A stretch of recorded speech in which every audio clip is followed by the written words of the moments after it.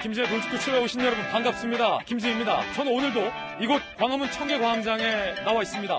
추미애 법무부 장관 발 검찰 인사가 단행이 됐습니다. 그런데 윤 총장의 측근인 한동훈 검사장을 폭행한 혐의로 피의자 신분으로 전환된 정진웅 부장검사가 승진되는 등 이른바 추미애 라인의 검사들이 대거 승진됐습니다. 반면 마지막 남아있던 윤 총장의 측근들이 대거 한직으로 좌천이 됐습니다. 마지막 윤 총장의 수족이 모두 잘렸다라는 평가가 나오고 있는 검찰 인사입니다. 잠시 후에 이야기 나눠보겠습니다. 저는 비가 오나 눈이 오나 매일 아침 이곳에서 여러분을 기다리겠습니다.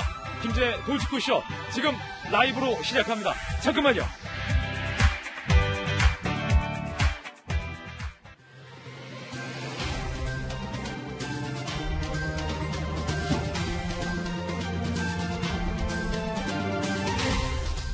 신문 읽어준 남자입니다. 피의자 신분 정진웅 검사는 승진을 했고 그래 감찰한 검사는 지방행이 좌천됐습니다. 과연 이번 검찰 인사, 검찰 내 외부의 평가는 어떨까? 여러분은 이번 검찰 인사 어떻게 생각하십니까?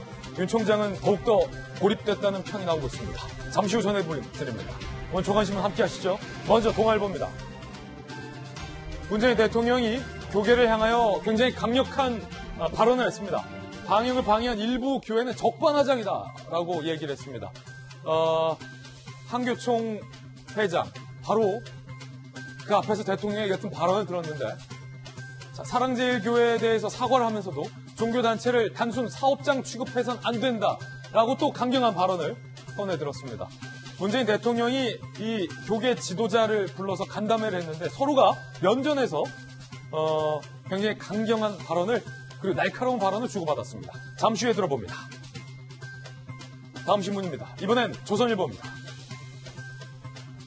청와대에서 경제를 자화자찬한 지 보름 만에 한은이 최악의 마이너스 2.2% 기록할 것이다 라고 전망을 내놨습니다. 고꾸라지는 경제다. V자 반등이 멀어진 4가지 이유에 대해서 조선일보 진단했습니다. 첫 번째, 전 세계 코로나 진정김이 없다. 두 번째, 수출이 작년보다 감소다. 세 번째, 내수가 가라앉고 더 위축될 거다. 네 번째, 재정 악화에 4차 추경도 부담이다. 한은의 전망입니다. 다른 전망이 아닙니다. 자화자찬이 무색해졌다라는 비판이 나오고 있습니다. 다음 신문입니다. 이번엔 한국일보입니다. 추 법무부 장관 편 영전, 윤석열 검찰총장 편은 한직. 한국일보는 이번 인사에 대해서 확실한 자기 편 챙기기다 라고 얘기를 했습니다. 이 사진 한번 보시죠. 추 장관과 윤 총장.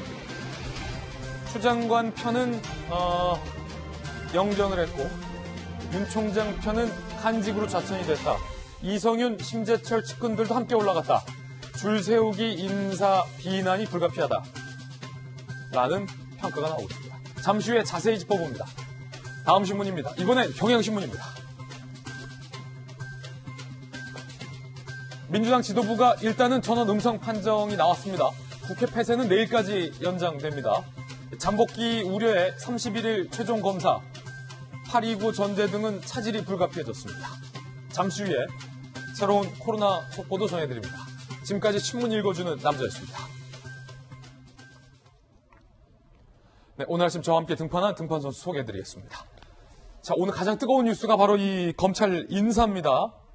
검찰 출신의 김광산 변호사님 모셨습니다.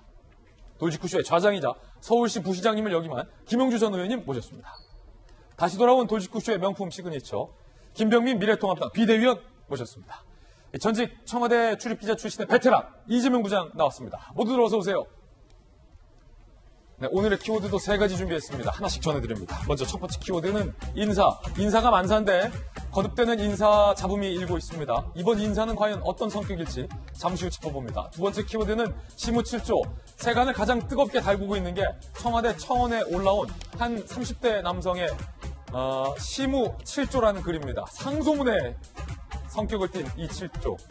청와대가 비공개 전환을 했다가 논란이 일자 공개했습니다. 내용이 무엇이길래 잠시 후 짚어봅니다. 세 번째 키워드는 충돌입니다.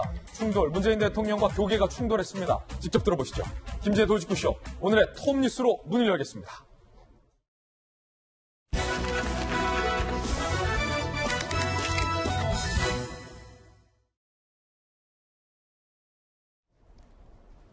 네, 오늘 저희 돌직구쇼의 톱뉴스는요, 추미애 법무부 장관 발 검찰 인사입니다. 앞서 한 조간신문은 추미애 편은 대거 승진, 윤석열 편은 대거 좌천이라고 이번 인사의 성격을 규정하기도 했습니다. 판단은 여러분께서 해주시죠. 톱뉴스 주제는 이렇습니다. 검찰 인사 마무리, 과연 검찰 개혁이 이루어질 수 있을까? 근본적인 질문을 생각나게 하는 검찰 인사입니다. 먼저 가장 주목해 볼 만한 이번 인사의 특징은 한동훈 검사장, 윤 총장의 측근으로 분류된 한 검사장을 폭행했다라는 혐의로 피의자 신분으로 전환된 이 정진웅 검사가 이번에 승진을 했습니다. 그리고 그를 감찰한 검사는 지방행이 결정됐습니다. 함께 보시죠. 피의자 정진웅 승진, 감찰한 검사는 지방행. 추미애 법무부 장관발 검찰 인사 630명 인사가 단행이 됐습니다. 자, 서울중앙지검 요직에는요, 이른바 추 장관과 이성윤 중앙지검장의 측근이 대거 배치가 됐습니다. 논란의 검사들 어떻게 됐는지 볼까요? 줄줄이 영전. 먼저 한동훈 검사장 독직 폭행 혐의에 피의자 신분으로 전환된 정진웅 부장검사는 이례적으로 차장 승진을 했습니다. 정진웅 수사팀 6명 중 5명이 교체된 것과 맞물려서 지금 논란이 되고 있는 상황입니다. 그리고 문재인 대통령에게 달림이라는 칭호를 했고 김정숙 여사를 찬양한 글을 게시한 진혜원 대구지검 부부장 검사는요, 서울 동부지검의 부부장 검사로 영전이 됐습니다. 반면 윤석열 사단은 대부분 한직으로 발령이 났는데요. 검찰을 다루는 저들의 방식에 분개한다라며 법무부를 비판했던 이영림 서울 남부지검 검사는 대전으로, 윤석열 총장의 임 역할을 했던 권순정 대검 대변인은 전주로, 눈과 귀 역할을 했던 김영일 성상욱 수사정보 1, 2 담당관 2명은 제주로, 고향으로 발령이 났습니다. 자, 그리고 윤석열 사단 대부분 한직으로, 청와대 울산시장 선거 개입 의혹 사건, 유재수 감찰무마 의혹 사건, 라임 자산운용 사건 관여된 검사들 대부분 지방으로, 외부기관으로 발령이 났습니다. 그리고 추미애 법무부 장관 아들의 휴가 미복귀 의혹 사건의 수사를 맡았던 팀장도 이번에 전격 교체가 됐습니다. 이번 인사를 두고 상당히 말이 많습니다. 이 인사, 일단은 이재명 부장, 조금 눈에 띄는 인사들에 대해서 저희가 좀 면면을 살펴봤는데 어떻습니까? 확실히 네 편 내 편이 좀 갈립니까? 굉장히 명확한 사인이 아닌가 그렇게 생각이 됩니다. 그래서 많은 지금 언론들이 윤석열 사단을 학살한 수 넘어서 이제 전멸됐다. 그리고 윤석열 총장을 고립해 완결판에 오늘 어제 인사로 정점을 찍었다. 이렇게까지 얘기를 하는데 가장 대표적인 게 역시 정진웅 부장검사의 승진이 아닌가 싶습니다. 예. 그러니까 한동훈 검사장, 윤석열 총장의 가장 최측근을 불렸던 한동훈 검사장을 압수수색한 과정에서 독직 폭행 혐의로 감찰을 받고 있었는데 오히려 승진을 했습니다. 반면에 그를 감찰했던 감찰부장은 지방으로 좌천이 됐고 특히나 감찰부 6명 검사 중에 5명이 다 지방으로 갔습니다. 그러다 보니까 오히려 정진웅 부장을 감찰했던 감찰부가 초토화됐다. 지금 언론이 이렇게까지 평가를 하고 있습니다. 이 사인 자체가 굉장히 정권에서 수사라는 것을 성실하게 수사했던 검사는 승진이 되고 그게 맞섰던 사람들은 모두 다 좌천되는 명백한 사인이 아닌가 싶고 예. 전 또 하나 주목해야 이렇게 조금 전 화면에서 봤던 진혜원 검사가 아닌가 싶습니다. 달림. 그러니까 문 대통령을 어떻게 보면 노골적으로 칭송했고 사실 그보다 더 큰 문제가 박원순 전 시장 사건이 났을 때 박원순 시장과 팔짱 낀 사진을 자기 이제 페이스북에 올리고 나서 자기가 성추행을 했다. 자기가 여성이 성추행했다면 성추행한 거다. 이렇게 하면서 오히려 예. 이 사진이죠. 그렇죠. 박원순 전 시장을 성추행 혐의로 고발했던 피해자를 약간 조롱한 듯한 그런 글을 올렸었는데 야, 이 정도 수준의 그래서- 성추행 갖고 뭘 문제냐? 그렇죠. 여성 변호사회가 대검에 이 진영 검사를 징계해달라 이렇게 공개적으로 요구를 했습니다. 예. 그런데 오히려 물론 이제 승진을 한 건 아니지만 같은 부부장 검사지만 지방에서 서울로 영전을 한 거죠. 그러다 보니까 이건 명백한 오히려 검찰이 인사를 통해서 피해자를 2차 가해한 게 아닌가 싶습니다. 그래서 전 이 문제는 오히려 여성가족부에서 공식적으로 문제를 제기해야 되지 않나 싶을 정도로 예. 어떻게 오히려 피해자를 2차 가해했다 이래서 징계를 요청한 사람을 영전시킬 수 있나. 그래서 저는 지금 이번에 검찰 인사가 지금 얘기했던 어떤 정진웅 부장 그리고 진영 부부장 인사에서 뭔가 좀 비정상적인 인사다라고 말할 수밖에 없는 면들이 곳곳에 있는 것 같고, 그런 점에서 글쎄요, 이게 물론 뭐 검찰 인사가 예전에 제가 한 번도 얘기한 적이 있었는데 추미애 장관이 이제 1월 달에 인사를 하면서 지나치게 윤석열 측근인들이 요직을 차지했다. 그런 비정상의 인사를 정상화하는 거다. 이렇게 얘기를 했었는데 오히려 비정상의 인사를 정상화한다면서 더 비정상적인 인사를 하는 게 아닌가. 이런 평가까지 할 수 있는 상황이 아닌가 싶습니다. 자, 검찰 출신의 김광선 변호사님. 네. 검찰 내부에서 감찰 대상이었고 피의자 신분으로까지 전환된 인사가 승진을 하는 것. 그리고 외부로부터 징계 요구를 받은 검사를 요직으로 영전을 시킨 것. 이 두 가지가 좀 비정상적이다. 이재명 부장은 이렇게 밝혔는데, 자, 검찰 인사, 정부가 단행한 인사니만큼 조금 공평하고 정의로워야 할 것 같은데 이거 어떻게 보십니까? 일반적으로 어떤 검사가 뭐 진정을 받는다랄지 아니면 이제 피의자로 전환되면 대부분 이제 좌천서 인사를 해요. 그래서 이제 고검에 주로 발령을 많이 내죠. 그래서 감찰의 결과랄지 이제 수사 결과가 나올 때까지는 어떻게 보면 이제 고검에서 대기하는 역할을 하거든요. 이제 그런데 이번 인사에서는 뭐 추미애 장관의 어떤 적극적인 의지가 좀 반영이 됐다 이런 생각이 좀 들고요. 그다음에 사실 이번 인사는 굉장히 중요해요. 왜 중요하냐면 수사의 실무를 지휘하고 수사하는 것은 차장 부장들이 주로 많이 하거든요. 예. 근데 이제 차장 부장이 사실은 이번 인사의 특징을 보면 이제는 이제 정부와 관련돼서 굉장히 어떻게 보면 정부를 살아있는 권력을 향한 수사를 했던 검사들은 대부분 이제 좌천성 인사가 된 것이고, 또 채널A와 관련된 뭐 사건이랄지 아니면 윤석열 총장 장모 사건이랄지 아니면 코로나와 관련된 역학조사단장을 했던 이런 검사들을 뭐 영전했단 말이에요. 그러니까 굉장히 좀 명백하게 두 부류 나눈 것 같아요. 어떤 사람들이 좌천을 했냐를 보면 이제는 어떤 수사를 했냐가 중요하고, 또 승진을 했냐 이것도 사실은 어떤 수사를 했냐에 따라 달라지는데, 사실은 뭐 제가 검사할 때부터 그렇고 전두환 뭐 그전은 잘 모르겠어요. 예. 전두환 정부 이후에 이제 검찰 인사는 항상 승진에서 1순위는 결국 정권에 충성하는 검사가 1순위가 됐어요. 그래서 검찰이 계속 정부의 하수인다는 비난을 많이 받았잖아요. 그런데 이 정부 이전에 약간 애효적인 측면이 있었어요. 그러니까 충성하는 검사들 위주로 승진을 시키는데, 그리고 좋은 보직을 주는데 애외적으로 실력 있는 검사들을 좀 발탁을 했다는 거죠. 근데 이번 인사에서는 좀 그런 게 좀 보이지 않는 게 굉장히 아쉽다는 좀 생각이 들고요. 그 다음에 우리가 항상 해바라기처럼 권력을 쫓는 자가 사실은 오래가지 못해요. 그러면 이제 검찰이라는 특수성이 어떻게 보면 권력과 굉장히 친밀하고 정권과도 굉장히 가까운 그런 권력인데, 분명히 알아야 될 것은 음지가 되고 음지가 양지되고 양지가 음지됩니다.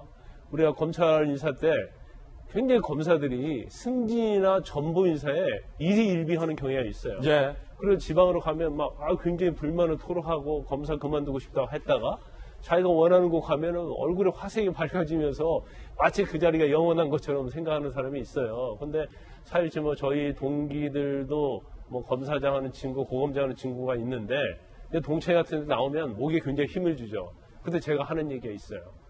우리가 검사의 어떤 탑에 있다는 것은 검사를 그만둘 날이 얼마 남지 않았다. 그래서 항상 그런 마음으로 예. 위에도 잘하고 올바른 알겠습니다. 정의로운 차원의 수사를 하려는 그런 얘기를 합니다. 예. 자, 김배은 박사님. 네. 지금 두 분의 의견은 이른바 정부에 충성하는, 그리고 추미애 법무장관의 편에선 인사들은 대거 승진이 됐고, 윤 총장의 편에서 정권의 주요 비위 혐의들을 수사했던 검사들은 지방으로 다 발령이 났다라는 평가를 두 분은 내려주고 계신 건데, 야당에서는 어떻게 봅니까? 이게 청와대 울산시장 선거 개입 사건, 유재수 감찰 무마 사건, 라임 자산 운용 사건 관여 검사들이 대거 지방으로 발령된 것과 관련해서 정부가 무슨 시그널을 주는 거라고 보십니까, 야당에서? 한동훈 검사장 말이 하나 틀린 게 없죠. 살아있는 권력에 대한 수사를 하게 되면 어떻게 되는지를 똑똑히 보여주는 것이다라고 한동훈 검사장이 본인에 대한 수사심의위원회 때 얘기를 했던 그 내용들을 사실 추미애 법무부 장관이 현실화시킨 게 아닌가 생각이 됩니다. 그러니까 저는 문재인 정부만큼은 이렇게 하면 안 된다는 생각이 드는데요. 왜냐하면 추미애 법무부 장관이 와서 얘기하게 되는 모든 목소리가 검찰개혁의 완성입니다. 그리고 그토록 윤석열 검찰총장을 향해서 내세웠던 비판의 메시지들은 검찰개혁을 실질적으로 하고 있지 않기 때문에 그 검찰개혁을 하기 위해서 이렇게 한다는 건데 그 검찰개혁의 핵심이라는 게 무엇입니까? 살아있는 권력이 검찰이라고 하는 준사법기관의 권력을 좌지우지하지 못하도록 끊어내는 게 검찰개혁의 완성인 겁니다. 근데 지금 추미애 법무부 장관은 현재 법무부 장관인데도 과거의 법무부 장관과는 참으로 다르게 집권 여당의 당대표를 지냈던 굉장히 당성이 강한 정치인이 법무부 장관으로 왔습니다. 그렇다면 그 정치인 입장에서는 과거에 있었던 정치적 행보에 대한 이 정치적 색채를 상당히 내려놓은 채로 공명정대한 법무부 장관의 역할을 하기 위해 노력을 해야 되는데 추미애 장관이 보여주고 있는 언행, 말과 행동, 태도 모든 곳에서 사실 과거의 법무부 장관에서 찾아보기 어려울 정도의 정치적 비중립성을 보여줬고요. 이 인사라는 거는 윤석열 검찰총장과 협의하고 소통하면서 하는 모든 일들은 온데간데 없이 사라지고 추미애 법무부 장관을 통해서 이뤄진 인사가 합리와 비상식은 찾아보기 어려울 정도로 흐르고 있다고 생각합니다. 저는 오늘 아침에 뉴스를 보면서 과거 고 김광석 씨가 불렀던 노래 중에 두 바퀴로 가는 자동차라는 노래가 있는데요. 예. 두 바퀴로 가는 자동차, 네 바퀴로 가는 자전거, 하늘 위를 나는 돛담배 이런 비합리적인 세상을 꼬집었던 과거의 노래가 문득 떠올랐습니다. 지금 추미애 법무부 장관과 문재인 정부에서 이뤄지고 있는 검찰 개혁을 빙자한 검찰 장악의 이 같은 태도가 아마 세월과 시간이 지나게 되면 분명하게 역사에 기록될 거라고 보는데요. 과연 그 역사의 기록 앞에서 떳떳하게 검찰 개혁에 대한 의지를 수행하고 있는 건지 스스로 한번 돌아봤으면 좋겠습니다. 지금 이 수사들이 제대로 진행되리라고 보십니까? 이번 인사로? 이번 인사로 제대로 진행될 가능성이 거의 없다고 봅니다. 살아있는 권력에 대해서도 엄정하게 수사하던 문재인 대통령의 메시지를 윤석열 총장은 이행하려고 했지만 그 이행하려고 하는 시도들을 다 하나둘씩 정리된 것이 현재 추미애 법무부 장관을 통해서 이뤄진 인사의 핵심이라고 보고요. 결국 이 문제를 이런 상태로 방치하게 된다면 우리가 왜 호미로 막을 걸 결국은 가래로도 막지 못하게 되는 상황이 나타날 수 있다고 얘기를 하게 되는데 저희가 얼마 전에 사실 정강정책 발표하면서 우리 스스로도 나중에 정권을 잡게 되더라도 반드시 하지 말아야 될 몇 가지를 적시했는데요. 청와대에서 일어나고 있는 이런 여러 가지 권력형 범죄 같은 경우는 이거 국민에게 미치는 피해가 너무 크니까 이거 공소시효 싹 다 폐지하자 이런 얘기를 한 적이 있습니다. 예. 앞으로 시간이 꽤 오래 지나고 나서도 청와대가 아주 만약 본인들에게 드러난 치부들을 감추기 위해서 했던 뭔가의 범죄 혐의들이 드러나게 된다면 세상은 결국 이 모든 것들을 손바닥으로 하늘을 가릴 수 없다는 걸 잘 알고 있을 겁니다. 결국 지금 문재인 대통령이 얘기했던 살아있는 권력을 향해서도 엄정하게 수사라고 했던 그 메시지를 실행할 수 있는 날이 얼마 남지 않았는데 윤석열 검찰총장에게 다시 한번 그 초심으로 돌아갈 수 있는 여러 가지 일들을 줄지 안 줄지 그 내용이 시금석이 될 거라고 봅니다. 예. 김병민 비대위원의 개인적 견해였습니다. 자, 본인의 측근들이 모두 사실상 한직으로 발령이 났다라는 평이 나오고 있는데 윤석열 총장은 이 인사 명단을 받아보고 어떤 반응을 보였을까요? 한 조간신문이 이렇게 보도했습니다. 그 내용을 소개해드리면 심재철 법무부 검찰국장이 인사안을 전달했다고 해요. 그러자 대검 인사안만 본 뒤 인사안을 덮었다고 합니다. 그러면서 이 조간 보도에 따르면 이런 내용이면 나머지 내용은 더 볼 필요도 없겠다. 놓고 가라. 라고 말을 했다고 합니다. 그러면서 신문에 나오면 그때 보겠다. 들고 나가라. 야, 신문에 나오면 그때 보겠다. 나 이거 안 볼란다. 그냥 들고 가라. 라고 얘기를 했다는데 김영주 의원님, 네. 이게 어떤 의미입니까? 그러니까 법무부가 인사하기 전에 윤 총장이 의견을 냈다는 거예요. 그런데 윤 총장의 의견과 정확하게 거의 다 정반대로 됐다. 하나도 인사에 나의 총장의 의견이 반영이 안 됐다라는 평이 나오고 있는데 명단을 한 몇 장 쓱 보더니 신문에 나오는 때 볼게. 들고 나가. 이게 무슨 의미입니까? 어떻게 보면 이제 법무부 장관이 검찰청법을 정면으로 위반하고 있다라고 하는 얘기를 하는 거 아닌가. 그러니까 예를 들면 어쨌든 형식적으로든 실질적으로든 법무부 장관은 검찰총장의 의견을 물어 상호 협의 하에서 인사를 하게 되는데 지금까지 이 명단을 보면 볼 필요도 없이 나의 의견은 완전히 무시되었다. 야, 신문에서 볼게. 예. 이제 그런 것을 그냥 그대로 매우 세련되게 정무적으로 발언하신 거죠. 신문에서 볼게. 이거 보고 싶지도 않다 이 뜻입니까, 그러면? 그러니까 그 말은 뭐 보고 싶다, 안 보고 싶다가 아니라 내 의견은 완전히 묵살되었다. 묵살되었다. 그리고 내가 이 인사에 대해서 전혀 알지 못한다. 그러니까 신문에 나오는 걸 볼 정도면 아무런 그동안의 나하고의 어떤 뭐 의견 일치가 없었다라는 것을 굉장히 상징적으로 보여주는 거죠. 네. 아마 검찰 역사에 있어서 예. 아마 검찰총장 가장 힘없는 검찰총장, 식물총장으로 기록이 될 거로 저는 보여요. 가장 힘없는 총장이 될 거다. 예. 그런데 저도 약간 이제 윤석열 총장이 어떤 생각을 있을까 굉장히 궁금한 측면이 있어요. 왜냐하면 이제 검사의 어떤 스타일이라는 게 있거든요. 검사들은 굉장히 자존심이 상한다랄지 아니면 자기의 어떤 권력이 어떻게 보면 빼앗긴다랄지 그러면 단칼에 사표를 집어 던지거든요. 예. 사표를 던지는데 윤 총장은 지금 어떻게 보면 모욕 수준의 어떤 인사가 이루어지고 있고 더군다나 여권에서 법여권에서는 계속적으로 어떻게 뭐 똘만이랄지 뭐 그런 얘기까지 하면서 굉장히 어떻게 개인적으로 모욕을 많이 주거든요. 근데 그럼에도 불구하고 약간 이전에 사표를 냈던 검사들과 좀 스타일이 다르게 지금 국권의 자리를 지키고 있거든요. 예. 그러면 무슨 생각을 하고 있을까? 아니면 또 다른 뭘 생각하고 있을까라는 그런 저도 뭐 그런 좀 느낌을 갖는데 예. 향후에 있어서 윤석열 총장이 뭐 이제까지 하는 거 보면 사표는 내지 않을 것 같은데 자신만의 어떤 독특한 또 다른 또 어떤 좀 행동을 할 가능성이 크다. 예. 저는 그렇게 하면서 상당히 좀 주시하고 있습니다. 우리 김광삼 변호사님의 어쨌든 견해였습니다. 개인 견해였습니다. 신문에 나올 때 볼게. 들고 나가시라. 자, 시청자분들은 과연 이게 어떤 의미라고 판단하십니까?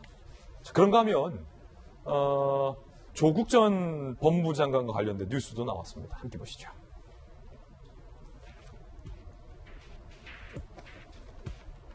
자산관리인 증인신문날 SNS에 증거인멸 우려 구속 사유로 작용한 노트북 실종에 관한 글과 재판 관련 내용을 조 전 장관이 게시를 했습니다. 어제 정경심 교수의 재판에서 검찰이 재판부에 자중하라는 의견에 따르지 않은 것이다.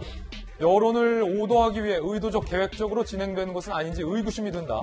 구름 한 점 없는 청명한 하늘을 손바닥으로 가리고 손바닥을 보라고 하는데 그 손바닥에는 SNS 글이 쓰여 있는 것과 같다. 라고 검찰 측이 조 전 장관의 SNS 내용과 관련해서 이렇게 이야기를 합니다. 자, 그러자 정경심 교수 측 변호인은요, 조 전 장관의 SNS 활동도 왜곡된 보도에 대한 나름의 방어다.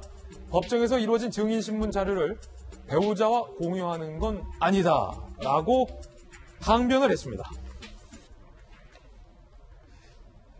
김영주 의원님. 네. 검찰과 지금 정경심 교수 측이 남편 조 전 장관의 SNS 활동을 두고서도 법정에서 이렇게 지금 공방을 벌이고 있는 한 대목을 보셨습니다. 네. 어떻게 보셨습니까? 법정 안에서 치열한 논쟁을 해야 되는데 법정 밖에까지 확전됐다 그렇게 볼 수 있고요. 예. 어쨌든 판사가 좀 조 전 장관에게도 좀 SNS 활동 자중해라 이렇게 했는데도 어쨌든 우리가 여러 가지 어떤 언론상의 왜곡이 있어서 할 수밖에 없다 이렇게 얘기하는데 그 내용은 이런 겁니다. 네. 실제적으로 보면 그 공소 사실에 말하자면 구속 그 이유가 되었던 노트북이 없어졌다. 예. 증거 인멸됐다는 이유로 구속을 시켰는데 그렇게 중도한 사항이 공소장에는 없었다. 말하자면 김경로 씨가 증언을 했는데 그 안에 보니까 그 안에 가방은 들고 왔는데 그 안에 노트북이 있었는지 태블릿 PC가 있었는지 인지를 못했다. 이런 얘기를 하면서 이것은 언론에 공개 안 된 내용이다. 자기들이 말하자면 언론 환경이 불리하다는 것을 끄집어내는 이야기죠. 이제 그런 측면으로 얘기를 하고 있는데 그럼에도 불구하고 검찰은 그거 자체가 사실은 공소장에 공식적으로 쓰여지지는 않더라도 그것이 없는 것은 아니다 이렇게 반박을 또 했습니다.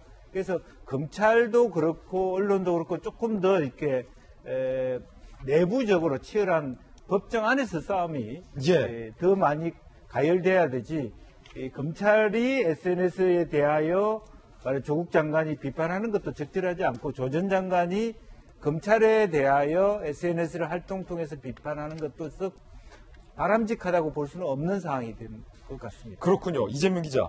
사실 좀 흥미로운 대목이 정경심 교수 조국 장관 측에서는 없어진 게 노트북이 아니다. 우린 태블릿 PC를 썼다라고 주장을 하고 있고 검찰은 그게 거짓말이다라고 반박을 하고 있는데 자, 지금 중요한 건 태블릿이냐 노트북이냐가 중요한 게 아니라 조 전 장관이 SNS에 주장했던 바는 구속된 주된 사유가 노트북 때문이다라고 했지만 또 일각에서는 노트북만이 문제가 아니라 정경심 교수의 그간의 어떤 증거인멸 행위와 또 김경록 PB 등의 진술 등이 증거인멸의 어떤 단서가 됐다라고 지금 분석이 나오는 상황에서 자, 지금 정경심 교수 측 변호인의 해명이 좀 눈여겨보이는데 언론의 왜곡 보도 때문에 방어권 차원에서 남편은 글을 계속 올려야 된다. 하지만 나와 상의하지 않는다. 지금 이런 내용이에요? 예. 그런데 이 사안을 다시 한번 설명을 할 필요 있을 것 같습니다. 그러니까 이런 거죠. 지난해 9월 6일입니다. 그날 마침 조국 전 장관은 인사청문회를 하고 있었습니다. 그때 정경심 교수가 호텔에서 자산 관리였던 김경록 씨한테 내 노트북을 갖다 달라 이렇게 얘기를 했다는 겁니다. 그래서 노트북 가방을 들고 들어가는 김경록 씨가 호텔 CCTV 잡힙니다. 그런데 막상 검찰이 압수수색을 하려고 하는데 이 노트북을 찾지 못했습니다. 그러니까 검찰이 구속영장을 청구하면서 여러 가지 사안을 적었는데 그중 하나가 노트북을 은닉했다, 그러니까 증거를 인멸했다 이렇게 사유를 하나 집어넣은 겁니다. 그러다 보니까 구속이 됐죠.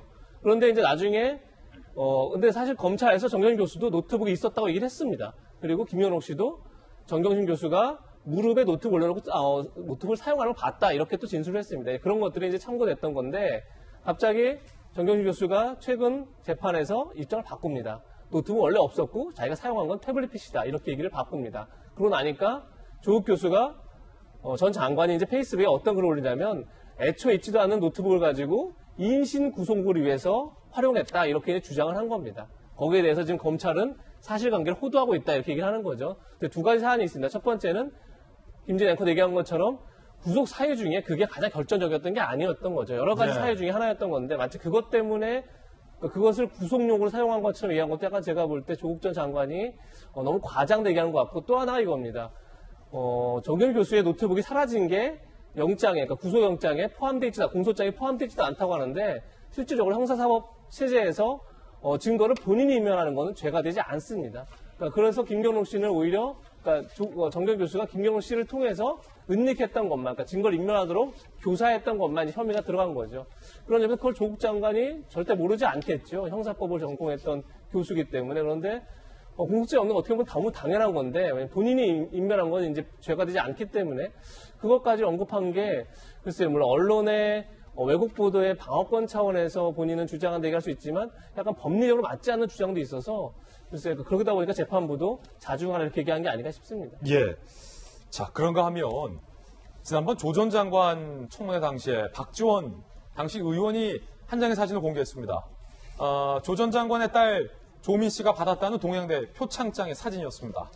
그때 당시 그 사진이 공개되자 총장의 직인이 인주가 아니라 프린트되어 있다.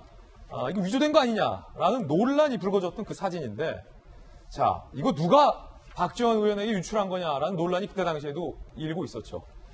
그 출처랄까요? 드러난 것 같습니다. 함께 보시죠. 밝혀진 표창장 파일의 출처, 검찰이 아닌 조국 청문회 준비팀이었다. 어제 재판에서 김미경 청와대 비서관, 조국 청문회 당시 신상팀장이 증인으로 출석했습니다. 박지원 의원에게 동양대 표창장 파일을 내가 보냈을 수 있다. 내가 보냈을 수 있다. 이렇게 얘기한 겁니다. 당시에 박지원 의원이 컬러 사진 공개해서 입수 경로 논란이 일었죠. 자, 이 김미경 비서관 주장대로라면 당시 사진 출처가 검찰이 준 게 아니라 청문회 준비팀이 줬다라는 얘기가 됩니다. 그리고 김미경 비서관은 재판에서 조국은 몰랐다라는 단어를 무한 반복했다라는 보도도 나오고 있습니다. 사모펀드 투자 입시 비리 의혹과 관련해서 조 전 장관은 몰랐다. 조 전 장관도 깜짝 놀랐다라는 대답이 반복되자 부장판사가 증인 얘기에 따르면 조국 씨와 정 교수는 집에서도 아무 대화를 안 했다는 거냐 라고 반박을 하기도 했습니다. 후보자가 신경 쓰고 챙겨야 할 부분은 이것만 있는 게 아니라서 라고 해명하자 임 부장판사는 새로운 게 빵빵 터지고 있는데 조국 씨는 집에 가서 아내에게 확인할 건 아닙니까? 라고 걱정이 섞인 되묻은 질문을 하기도 했습니다. 김광삼 변호사님, 일단은 그 조미 씨가 받았다는 표창장 파일, 사진, 컬러 사진. 이게 검찰이 준 게 아니라 청문회 준비팀이 줬다라는 게 어떤 의미입니까? 그런데 그게 김미경 그 비서관이 만약에 가지고 있었다고 한다면 그걸 어디서 누구한테 받았을까요? 그건 조 전 장관 측으로 받았을 가능성이 크단 말이에요. 그러면 이 원본을 제출을 했으면 유죄 여부를 쉽게 알 수 있는데 결과적으로 본인이 박지원 전 의원, 박지원 의원의 비서에게 보냈다는 취지로 얘기를 했으면 본인이 가지고 있다는 얘기 아니에요? 그런데 왜 그게 제출이 안 됐고 검찰이 자꾸 사본을 가지고 있기 때문에 계속적으로 유죄 무죄에 대해서 굉장히 논란이 있는 거잖아요. 아, 그런데 맞아요. 청문회 준비팀이 저걸 줬다면 원본도 받으면 되지 않냐. 그렇죠. 근데 그 당시에요. 이제 그 당시 상황이 어땠냐면 조 전 장관이나 여권에서는 검찰이 조 전 장관에 대한 어떠한 비리에 대해서 계속 정치권이나 언론에 이걸 계속 공표를 한다.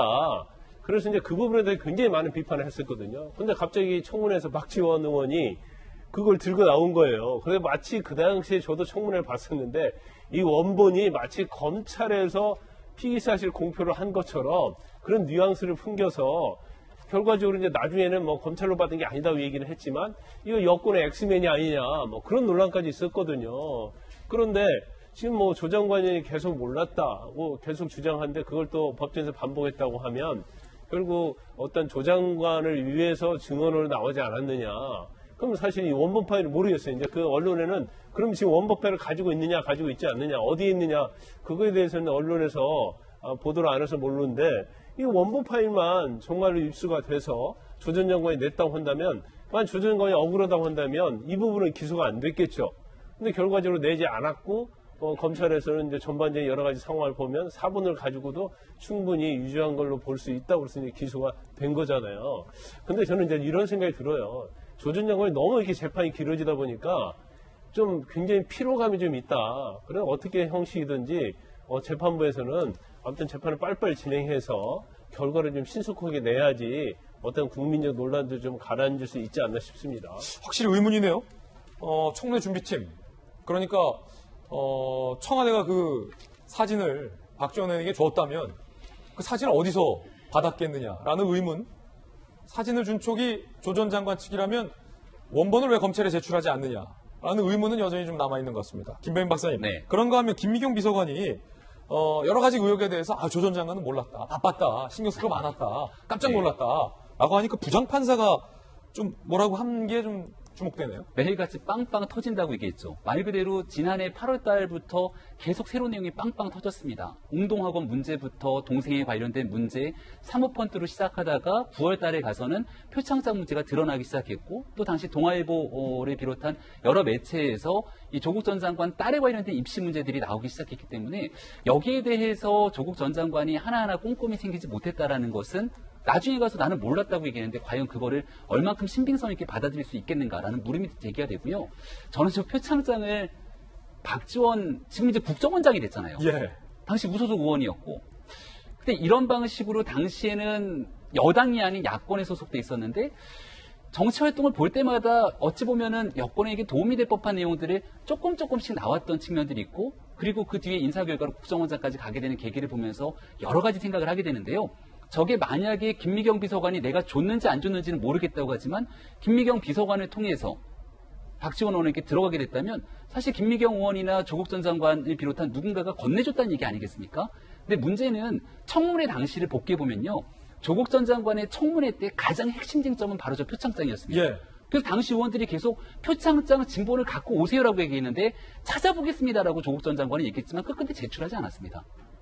조국 전 장관은 찾아보겠다고 제출하지 않았는데 그걸 박지원 의원은 어딘가로부터 받은 내용을 갖고 이렇게 들이밀고 있으면 이거 대한민국 전 국민을 기만한 거거든요. 예. 사건에 관한 진실을 규명해야 되기 때문에 지금 대한민국의 가장 중요한 정보기관의 수장으로 있는 박지원 국정원장이 직접 나서서 이 사건의 진실 해명을 바랍니다. 예. 그러네요. 박지원 원장은 누구한테 받았는지 알고 있는 거 아닙니까? 네. 추가적인 해명이나 입장 나오면 전해드리겠습니다. 김병민 박사의 개인 견해였습니다. 이번에 저희가 준비한 다음 순서입니다. 오늘의 핫플입니다. 오늘 중요한 뉴스들이 많습니다. 핫플 주인공부터 만나보시죠. 청와대 청원 게시판에 오른 시무칠조라는 글을 여러분들이 읽어보셨습니까? 지금 가장 뜨거운 논란인데 청와대가 왜 이걸 비공개로 했느냐라는 논란에 휩싸이자 뒤늦게 공개로 돌렸습니다. 그 내용도 살펴보겠습니다. 그리고 추미애 법무부 장관 아들의 휴가 미복귀와 관련된 당시 당직 병사의 증언도 새롭게 공개가 됐습니다. 직접 준비됐습니다. 하나씩 살펴보죠. 문재인 대통령에게 쓴소리를 담은 현대판 신무 7조 청와대가 한동안 비공개로 했었습니다. 그런데 논란이 일자 공개로 전환을 했는데요. 그 내용부터 살펴보시죠. 문 대통령을 약간 상소문 형식으로 비판해서 주목이 받은 신무 7조. 자, 글의 일부부터 좀 소개해드리죠.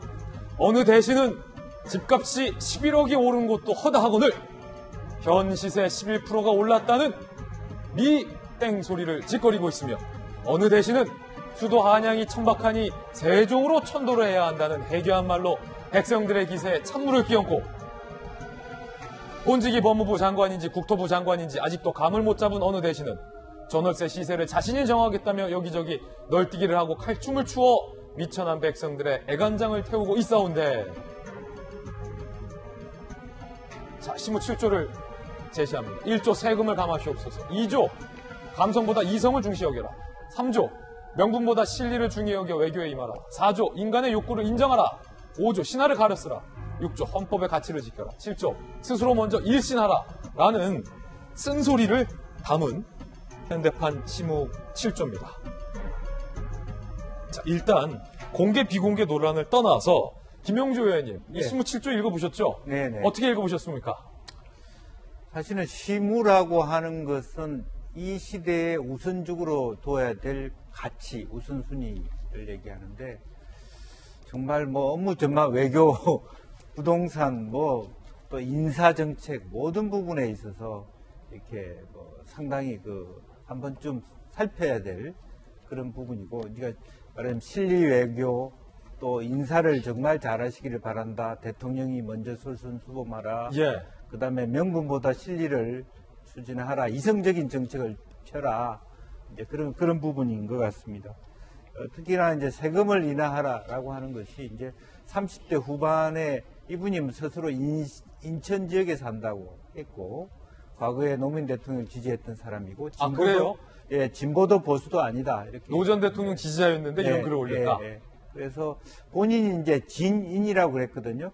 먼지 같은 사람이다. 이제 그렇게 스스로를 얘기했던, 공사판을 떠들던 그냥 일반적인 사람인데, 정말로 뭐 어떤 학자보다도 말하자면 어떤 뭐 우리가 한 번쯤 새겨볼 예. 만한 그런 얘기들이 그 안에 골고루 담겨 있다. 그런 생각이 듭니다. 아, 이게 뭐 보시는 분에 따라서 평가는 다를 수 있는데 국회의원도 역임하셨고 서울시에서 부시장을 하신 김영주 의원님께서 보시기에는 상당히 구구절절이 공감이 되는 글이다 라는 평가도 좀 인상적인데요. 여러분들은 어떻게 이 글을 읽으셨습니까? 논란은 청와대가 이 글을 상당 기간 비공개로 뒀다는 겁니다.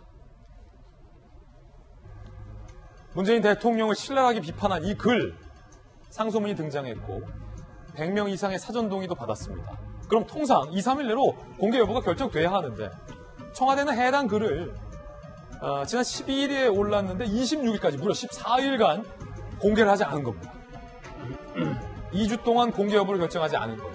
자, 그래서 청와대가 이거 왜 숨기냐라는 논란이 거세게 일었습니다. 요 며칠간. 그러자 청와대가 뒤늦게 공개했고 어제 이 글의 전문이 공개가 된 겁니다. 청원 인원이 그렇군요. 조금 전에 저희가 체크해봤는데 20만을 지금 돌파했다라는 이건 저희들이 조금 전에 체크해봤습니다. 자, 지금 속보도 들어왔군요. 20만이 돌파하면 청와대가 답변을 해야 하죠. 자, 왜 뒤늦게 공개하고 공개하지 않았냐? 민감한 내용은 공개 여부 판단하는데 2주가량 시일이 걸린다. 정상 절차 따른 거다. 문제없다. 이렇게 청와대는 해명을 하고 있습니다. 자, 일단 청와대를 출입했었던 이재명 전직 청와대 출입기자. 청와대 해명은 야, 우리 잘못한 거 없어. 민감한 내용은 원래 오래 걸려. 라는데 김영주 의원님은 저 글을 민감한 게 아니라 잘 썼다라고 평가를 했어요. 그럼 어떻게 된 겁니까? 굉장히 풍자적이고 해학적인 그런 글이었죠. 그래서 글 자체가 뭐 논란이 될 소지가 있다 이렇게 보이진 않는데 결국 청와대의 뭐 해명도 나눠 일리 있습니다. 뭐 청와대 이런 얘기도 했죠. 그러니까 문재인 대통령 탄핵 청원 같이 더 비판적인 글들도 많이 청원에 올라왔고 다 공개를 했다. 근데 굳이 저 글을 공개하지 않을 이유가 없다. 이렇게 얘기를 했는데 탄핵 청원보단 이 글이 더 뼈 아프지 않을까요?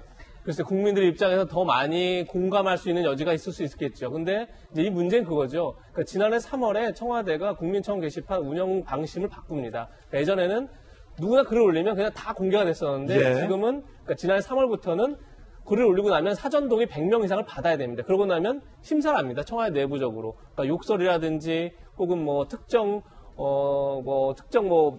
이렇게 뭐라 그럴까요? 하여튼 그런 상호라든지 이런 게 나오면 안 되기 때문에 그런 것들에 사전 심사를 해서 다시 공개 여부를 결정하는데 보통 그게 100명 이상 사전 동의를 받으면 2, 3일 내에 공개 여부를 결정해왔습니다. 그런데 희한하게 이 신무 7조는 한 15일 만에 공개를 한 겁니다. 근데 그 전에 오히려 언론의 문제가 먼저 있었습니다.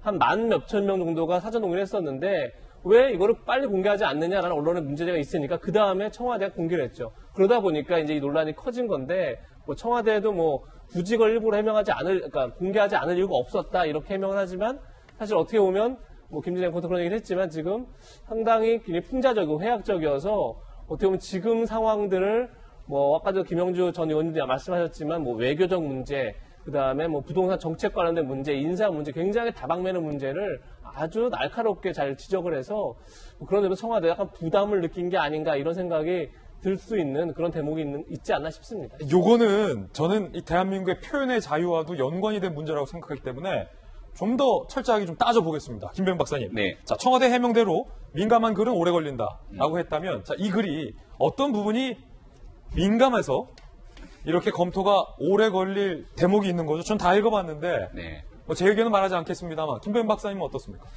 풍자와 해악이 있는 비판의 메시지라고 봅니다만은 아주 일부의 욕설이 조금 담겨 있을 수 있습니다. 근데 그 정도의 표현까지 우리가 허용하지 못하게 된다면 사실 우리가 TV를 틀어서 보게 되는 웬만한 드라마라든지 여러 영화 속에서 나오게 되는 대사 정도를 넘어서는 욕설의 행위들은 없다라고 저는 판단이 되거든요.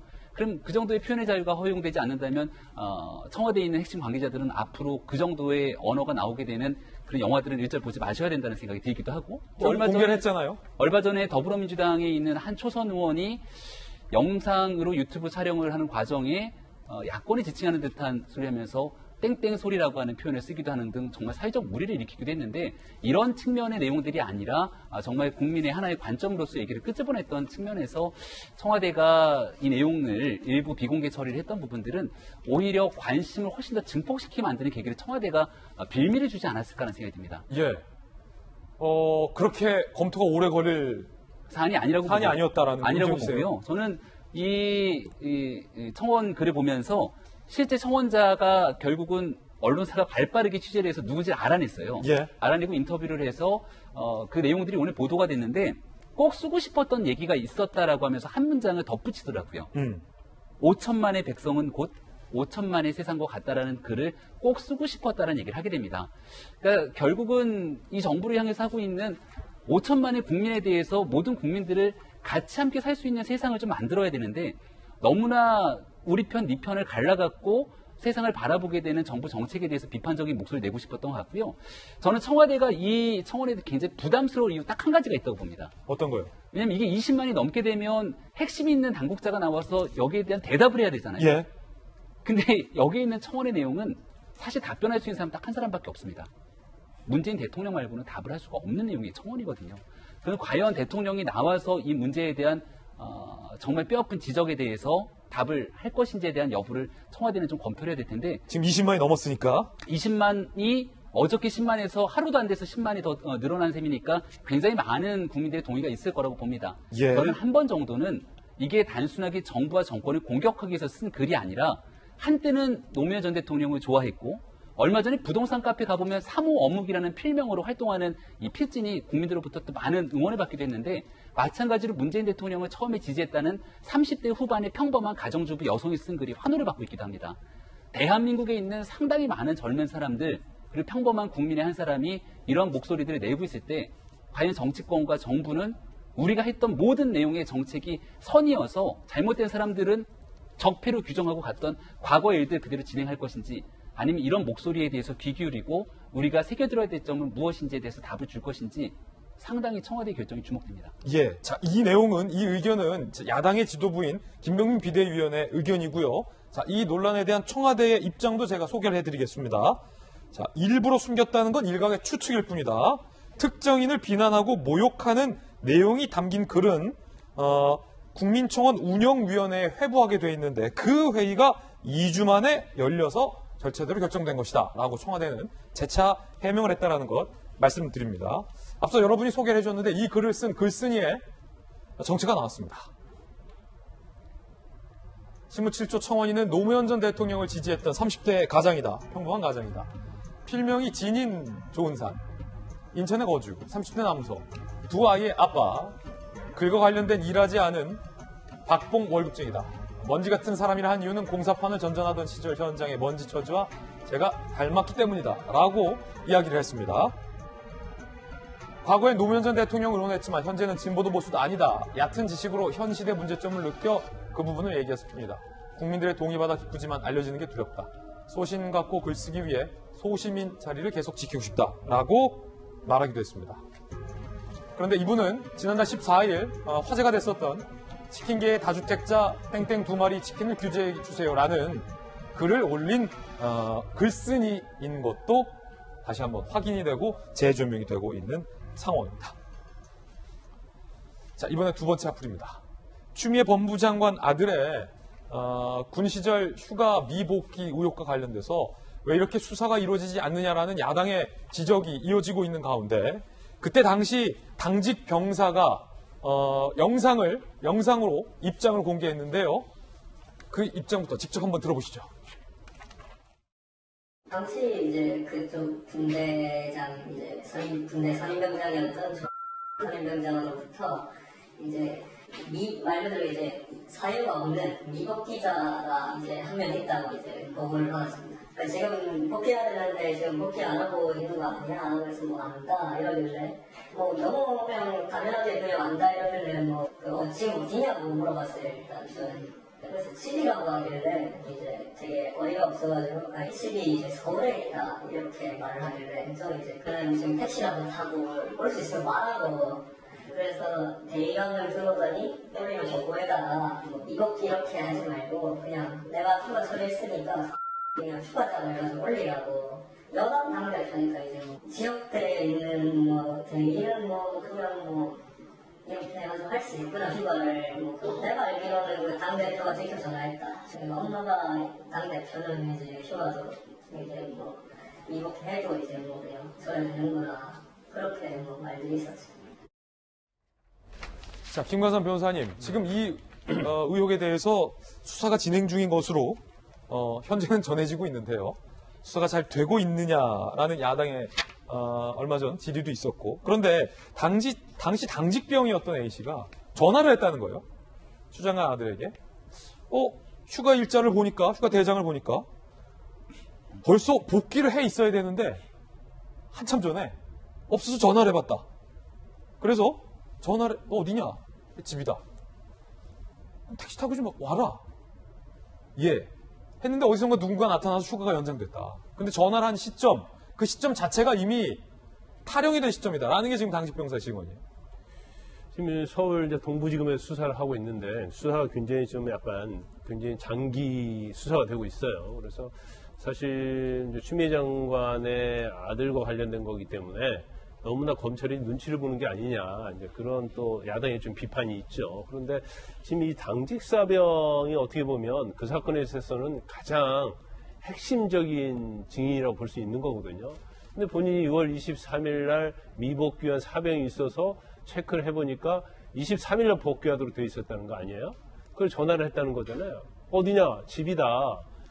왜 복귀 않고 있느냐? 그러니까 택시를 타고 빨리 와라 하니까 택시 타고 가겠다. 이렇게까지 얘기를 했다는 거예요. 그러니까 전화를 건 시점은 25일인데 추 장관 아들은 23일에 복귀하게끔 되어 있다. 그렇죠. 그럼 벌써 탈령이 한 이틀 정도 된 거라고 볼 수밖에 없잖아요. 물론 이제 뭐 주말에 외출을 했느냐 여부는 뭐 남아 있겠지만 네. 어쨌든 날짜는 그런데 이제 본인은 그랬다는 거잖아요. 그래서 그러면 택시 타고 오라 해서 오라고 했는데 갑자기 대위가 와서 누가 전화를 했느냐고 이렇게 물었다는 거예요.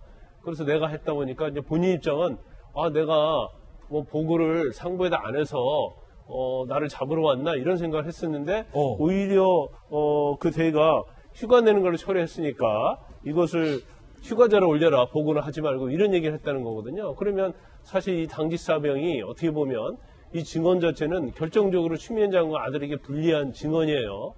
그런데 그러면 이 증언 자체가 신빙성에 관해서 우리가 생각해 봐야 하잖아요. 근데 당직사병이 일부러 추미애 장관 아들에게 불리하게 이런 증언을 할까?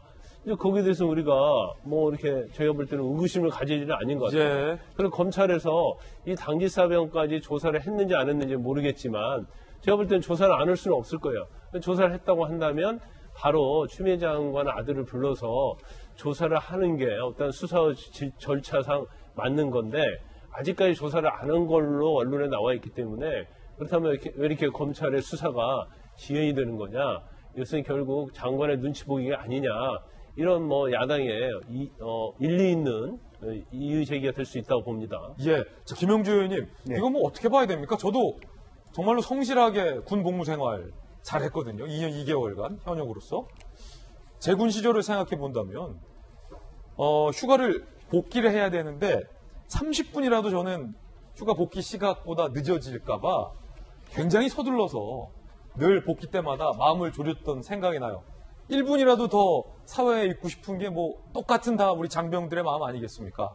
장병, 아들을 군대 보낸 엄마의 마음이기도 하고. 그런데 평범한 일반적인 우리 병사들과 군을 보낸 엄마들은 그렇게 하지 않는다는 거예요.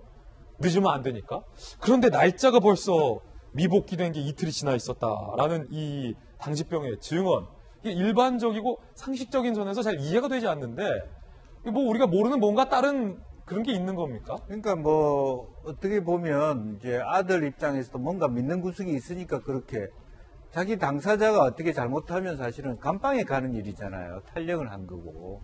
그렇다면 뭐 야 엄마 나 들어가기 싫은데 이런 얘기를 할 수 있어요. 어떻게 할 수 있어? 그럼 내가 저기 대의한테 전화해 놓을게. 너는 그만 있어. 이렇게 얘기 않고서는 저런 일이 벌어질 수가 없는 거 아니에요? 이 부분은 명확히 확인되지 않은 추측입니다. 예, 추측 보는데 그럼 집에서 전화를 받아서 가고 있습니다도 아니고 집이다라고 얘기했을 때는 뭔가 믿는 구석이 있었다라고 밖에 볼 수밖에 없는 거고 이제 그런 의미에서 지금 이제 추 장관은 다른 장관도 아니고 법무부 장관이기 때문에 어떤 일을 처리함에 있어서 어떤 자식이든 아니든 남의 문제든 공평하게 단일한 잣대로 일을 처리할 수 있는 능력이 있는가를 저기서 보여주는 것이고 또 아무것도 아니지만 동부지검에 대한 어떤 말하자면 인사이동 자체를 언론이나 일반인들이 말하자면 날카로운 시선으로 볼 수밖에 없는 원인이 저기서 나온다고 보여집니다. 그리고 이제 지금은 어떤지 모르지만 우리 애도 군대를 다녀왔습니다. 예. 군대를 가면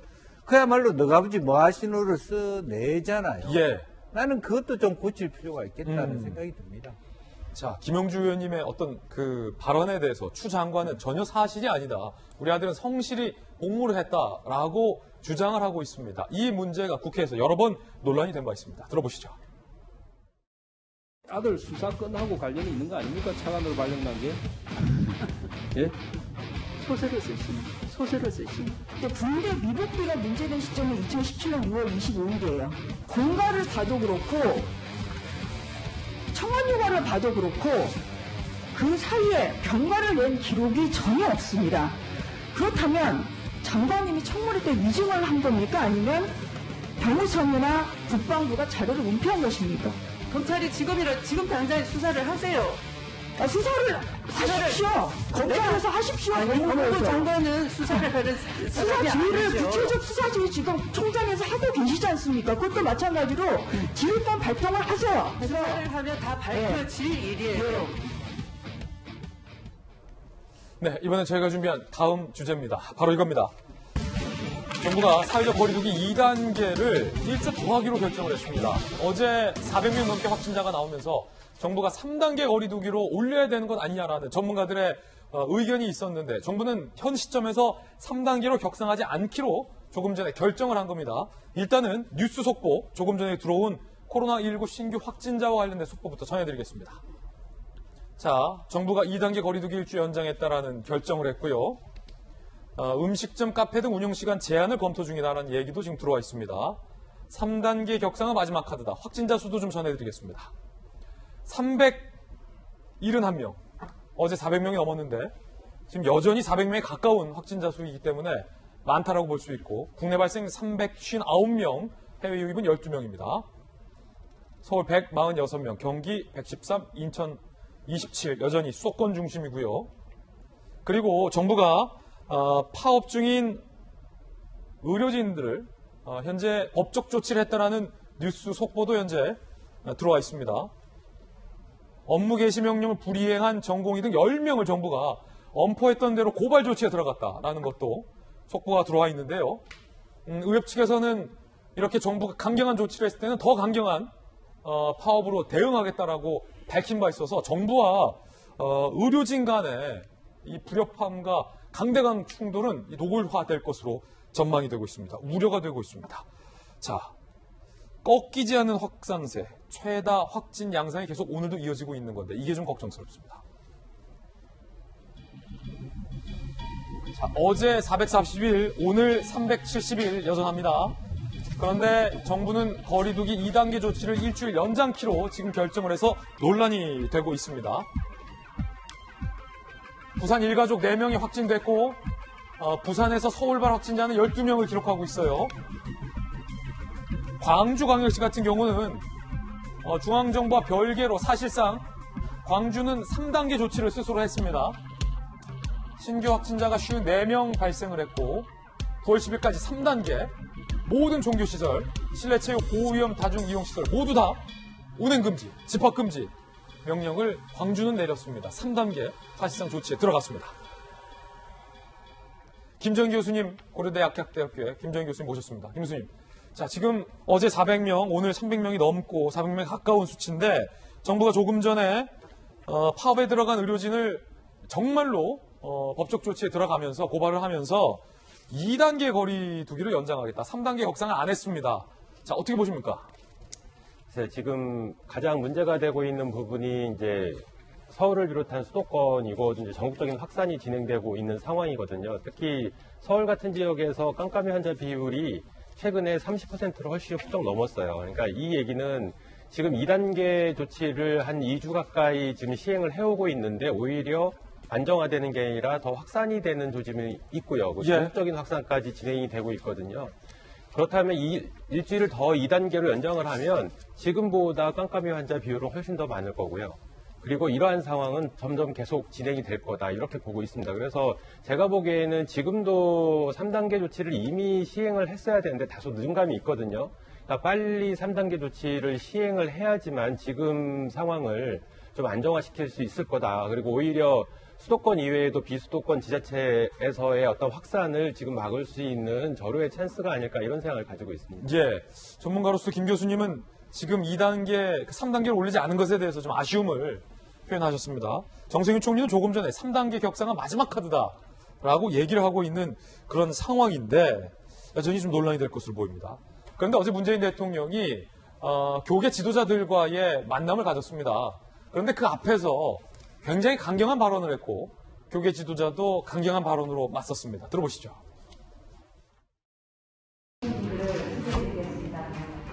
한국교회 총연합 공동 대표회장 일이 이제 그쯤 되었으면 적어도 국민들에게 미안해하고 사과라도 해야 할 텐데 적반하장으로 모수를 주장하면서 큰 소리를 지르고 도저히 상식으로는 이해할 수 없는 그런 일이 교회의 이름으로 일각에서 벌어지고 있습니다. 방역은 그 신앙의 영역이 아니고 그 과학과 의학의 영역이라는 것을 모든 종교가 받아들여야만 할 것 같습니다. 종교의 자유를 너무 쉽게 공권력으로 제한할 수 있고 중단을 명령할 수 있다는 뜻으로 들려서 크게 놀랐어요.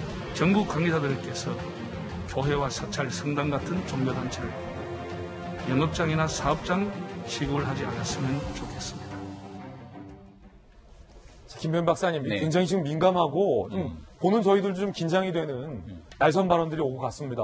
네. 두 분의 발언, 교회 지도자 발언과 대통령의 발언을 따로 본다면 원칙적으로 다 맞는 말씀이거든요. 예. 그런데 이렇게 날선 기운이 느껴지는 건 뭐 때문일까요? 지금 우리 국민들께서 바라는 것은 국민 분열이 아니라 국민 통합이고 누군가의 손가락질에서 관련된 문제들을 가지고 남 탓하기보다는 지금은 어떻게든 방역의 최우선 전선에서 모두가 함께 힘을 합쳐야 된다는 생각을 갖고 있을 겁니다. 특히나 종교 지도자들 같은 경우에는 우리 사회에 어려움이 있을 때마다 발벗고 나서서 이 어려움과 위기를 극복하는 데 가장 큰 힘을 보태줬죠. 문재인 대통령이 하고 싶은 말이 무엇인지는 알 것 같습니다. 하지만 문재인 대통령의 발언을 가만히 들어보면 아주 일부 교회에서 일어났던 문제들이 자칫 잘못 종교를 가지고 있는 사람들이 받아들이기에 이 아주 작은 문제가 보편화된 문제처럼 확산될 수 있다라고 하는 기운을 느낄 수 있는 잘못된 해석은 나올 수 있는 측면이 있거든요. 이것은 굳이 대통령이 언급하지 않더라도 이미 우리 사회에서 충분히 드러나 있는 얘기고 보다 많은 국민들이 나서서 잘못된 행위에 대해서 매섭게 비판하고 있습니다. 정치권이 나서서 얘기를 하고 있고 이제는 그 문제를 바로잡으면서 새롭게 우리 방역을 위해서 나아가고 있는 과정이 있기 때문에 적어도 종교 지도자들과의 간담회에서 문재인 대통령이 먼저 꺼냈던 메시지는 이러한 과거의 잘못에 대한 비판보다 우리가 함께 나아가야 될 미래를 그렸으면 어땠을까라는 생각이 드는 거거든요. 하지만 여전히 우리가 코로나 전국을 보게 됐을 경우에 과도하게 누군가를 몰아가기 식으로 비판하게 되면 그 사람들이 숨어버릴 수도 있고 또 정부의 방역당국의 정치에 대해서 과도한 불신을 갖게 되는 순간 이것이 극단적인 조치로 이어지게 되면서 오히려 방역을 잘 끌고 가는 것이 아니라 엉뚱한 방향으로 왜곡될 수 있는 소지가 여전히 남아있을 수 있습니다. 그렇기 때문에 종교를 거론하기 이전에 방역에 대해서 정치가 개입하지 않아야 된다는 메시지가 사실 우선 남아야 되고 이를 위해서 정치권도 노력을 할 것이고 종교계도 함께 힘을 합쳐줬으면 좋겠다는 메시지를 전했으면 어땠을까 하는 아쉬움이 매우 남는 대목입니다. 예. 자, 그런가 하면 정부와 또 지금 의협 측이 정면 충돌을 하고 있습니다. 관련된 뉴스 속보도 조금 전 전해드렸는데 함께 보시죠. 지금 전공의들 그리고 그 위에 전임의들까지 줄줄이 사직서를 꺼내들고 있다는 기사가 나오고 있습니다. 전공의 76%가 사직 의사를 표시했다. 자, 지금 코로나 국면에서 의사들의 손 하나하나가 정말로 절실한데 안타깝습니다. 이런 상황들이. 세브란스 응급의학과 전공의 29명 전원 사직서, 전국 79개 병원 전임의들까지도 사직결의 성명서를 발표했다. 대통령은 강경한 메시지를 냈습니다. 군인들이 전장을 이탈하는 것이다. 사실 이 말은 어찌 보면 당신들 의사의 자격이 있느냐라는 메시지로도 해석될 여지가 있다라는 한쪽한 신문의 해석도 나오고 있는데 조금 전 정부가 업무 개시 명령을 불이행한 전공의 전임의 10명을 경찰에 고발 조치했다는 뉴스 속보도 현재 들어와 있습니다. 자, 김정기 교수님. 네. 좀 안타깝습니다. 이거 정부와 좀 대통령의 강경한 말씀도 있었지만 의료진 모두 다 우리 국민들을 생각해서라도 지금 이게 극단으로 갈 게 아닌 상황인데 고발 조치 또 전장을 이탈한 군인이다. 거기에 또 사직서로 맞서는 이 상황이 어떻게 보십니까?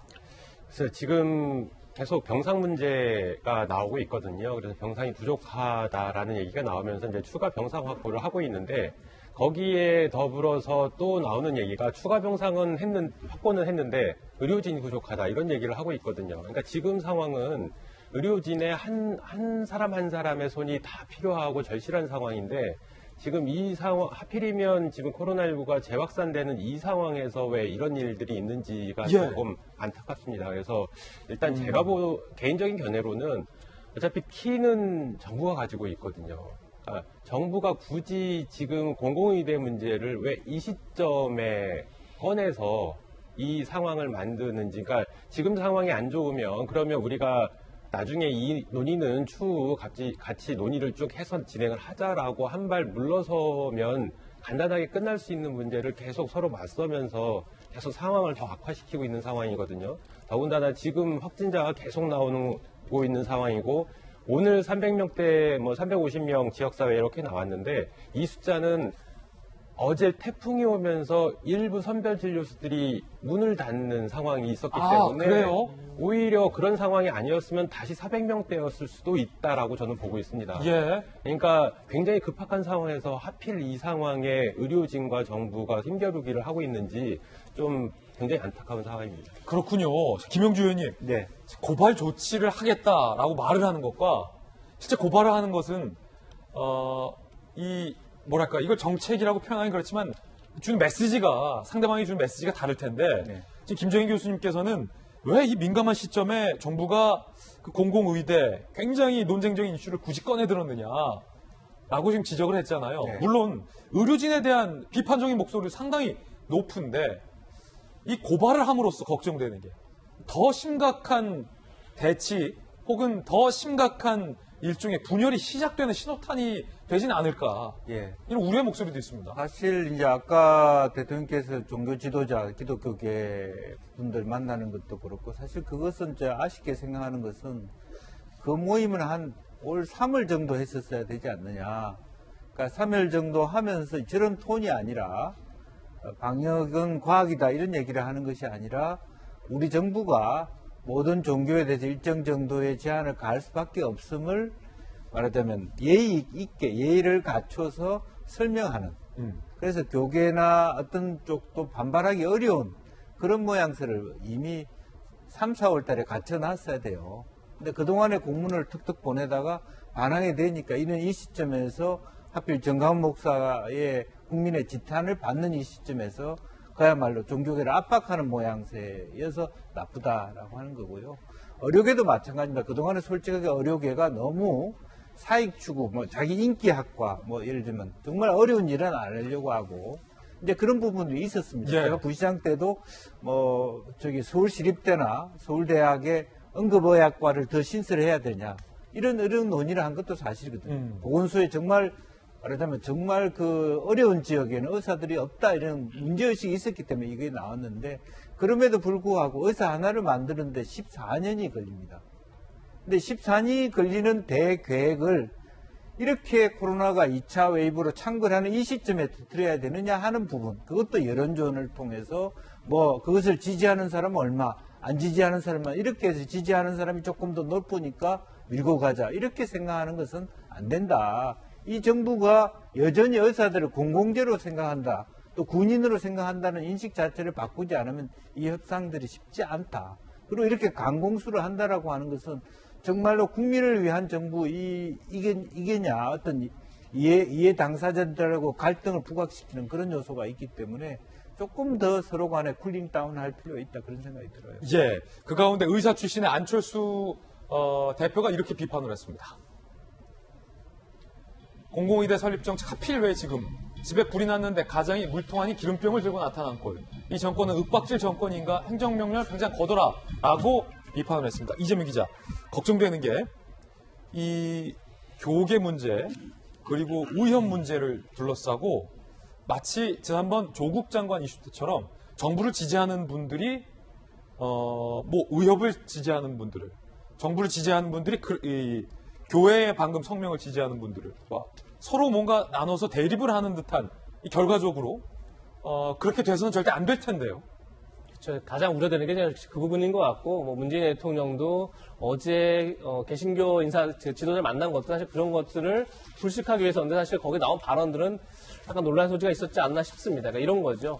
어제 뭐 개신교 지도를 만나서도 굉장히 중요한 얘기죠. 방역은 사실 신앙의 문제는 아닌 거죠. 과학과 의학의 문제인데 또 한편 방역은 정치의 문제도 아닌 거죠. 그런데 지금까지 이제 일부 교계의 잘못된 문제를 전체 교계의 문제인 것처럼 만들어간 측면이 분명히 있어 보이고 그리고 지난주부터 수도권과 부산, 충남 등지에서는 모든 교회에 비대면, 그러니까 대면 예배를 금지했습니다. 그런데 사실 지난 주말만 하더라도 한 2,000곳 정도가 비대면 금지에도 불구하고 그러니까 대면 예배를 강행했다고 하더라고요. 사실 거기에는 단순히 정부의 정책에 뭐 반대하거나 이러는 게 아니라 소규모 교회 같은 경우는 비대면 예배를 하려고 해도 사실 그런 시스템이 없고 그래서 할 수가 없는 그런 여러 가지 여건들이 있는 거죠. 근데 정부가 그것을 계속 공권력의 엄중함으로 좀 몰고 가는 것 자체가 약간 교계의 반발심을 가져온 게 아닌가 싶고 저는 그런 점에서 의료계도 마찬가지라고 생각됩니다. 그러니까 이게 정책의 선택의 문제인 건데 따르면 맞는 거고 따르지 않으면 나쁜 거고 이렇게 이제 몰고 가면서 결국 이제 의료계가 지금 어떻게 보면 집단 반발 점점 강경하게 반발하는 것으로 몰고 가는데 사실 지금 역시 이제 업무 개시 명령을 따르지 않은 전공의들 10명을 이제 고발하겠다 이렇게 얘기를 했는데 이미 서울대 내과 같은 경우 교수들까지도 전공의 전임의들과 함께 파업에 참여하겠다 그래서 당장 다음 주 월요일부터 이제 뭐 입원 이런 문제가 아니라 그냥 아예 외진까지 못하는 그런 상황이 된다 이렇게 되는데 결국 이런 게 잘못하면 오히려 의료계 전체로 더 번져나갈 수 있는 거기 때문에 좀 더 이렇게 물론 강경하게 대처하는 것도 필요하지만 좀 더 뭐 밋밋해서 대화를 하고 설득하고 이런 작업들이 병행돼야 되지 않을까 싶습니다. 예, 다시 한번 말씀드리지만 우리 패널 개개인분들의 개인적 견해라는 말씀 드립니다. 자, 이번에 저희가 준비한 다음 순서입니다. 사건을 파헤치는 남자, 사탄함입니다. 오늘 어떤 사건 준비되어 있을까요? 상당히 뜨거운 논란의 사건입니다. 그 사건 만나보시죠.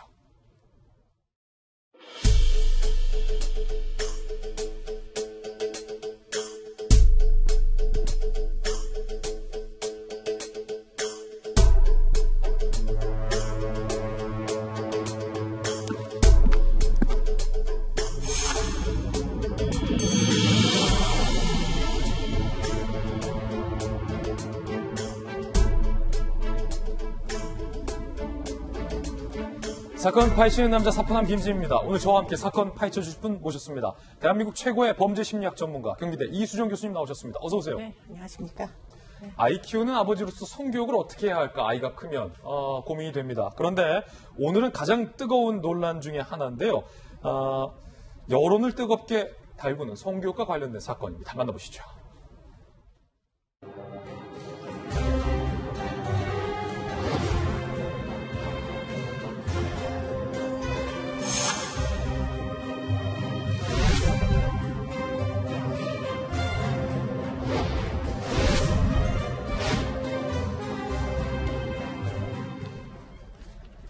자, 첫 번째 논란부터 살펴보겠습니다. 성관계를 초등학교 아이들에게 권장하는 어린이 책이다라는 논란인데요. 어떤 책인지, 어떤 성교육 책인지부터 바로 먼저 보시죠.